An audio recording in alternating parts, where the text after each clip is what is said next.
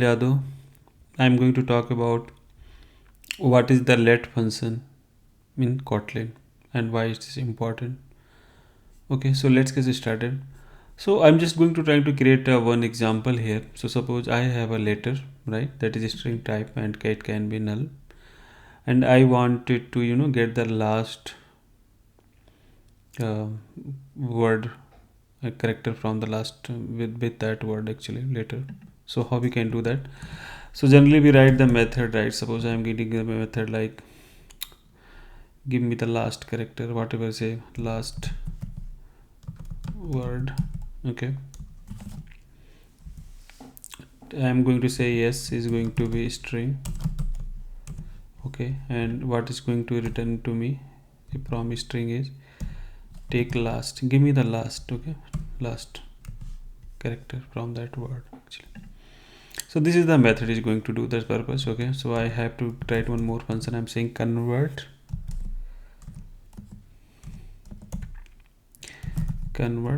okay, and give me the string from that.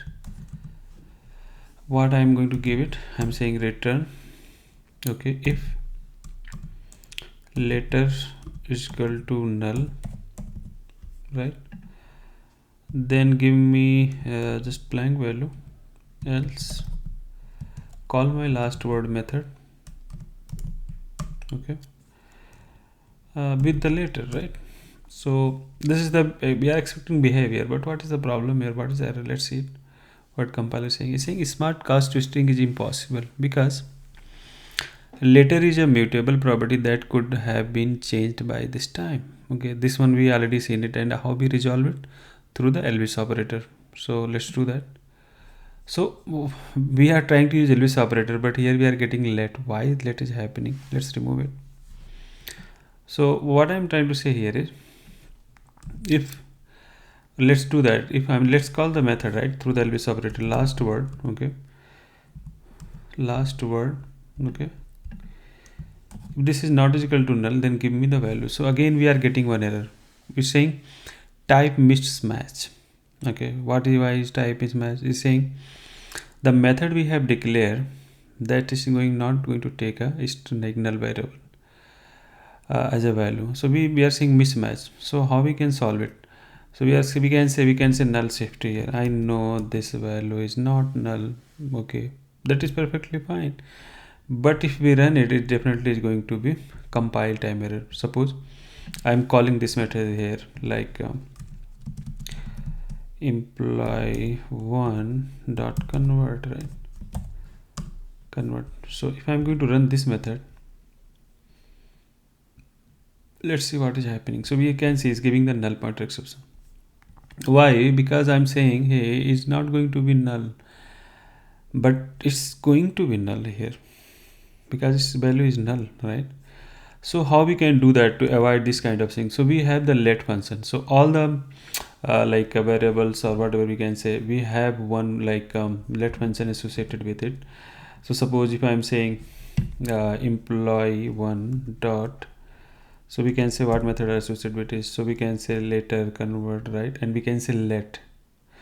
So let is very useful to avoid such kind of things, to avoid handle the null pointer exception. So all the like every object or variables have the let associated with it. So how we can do that? We are trying to say here is wrap with question mark and then let. So what are we going to do that? Okay, so I'm saying if later whatever we are saying is not null, right, then I'm going to do the let here, and I'm going to say 100% sure this value it whatever I'm passing implicit variable, we can say x, right, is x here, same thing, right? Whatever value I'm going to get from this letter, this is letter itself, the same value I'm passing here. But in Kotlin we can use the it keyword like is implicit variables, we can say reference inside the lambda function. So this is lambda we am going to use through the let, and it's going to be pass this value whenever it's not null. So let is helping us to avoid such kind of things. If we're not able to do that handle through the Elvis operator, so saying let, hey, I'm handle for you, I'm 100% guaranteed it is later this is not null, then I'm going to call with myself, and this value I'm going to pass the method. I'm give you result through the release operator. If not happening, like in such cases letter is null, then I'm going to return you blank. So let's run it's working or not to test it. Okay, so it's compile time error, so I'm going to say convert. Okay, and let's run it again.